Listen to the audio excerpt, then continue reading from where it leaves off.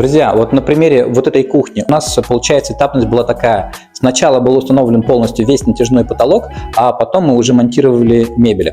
Что хотелось бы сказать. Натяжной потолок, он всегда имеет какое-то провисание, которое в целом, как правило, не видно. Но для того, чтобы, когда у нас с вами кухня идет в потолок, и у нас фасады открываются в бок, чтобы никакое провисание нам не мешало открыванию фасадов, мы делаем вот такой вот там вот видно отступ, небольшой отступ между мебелью и потолком. Это один из вариантов, как можно монтировать кухню в потолок, то есть мебель в потолок, когда этапность у нас такая, что сначала мы монтируем потолок, а потом монтируем уже мебель. То есть этот зазор, он обязателен.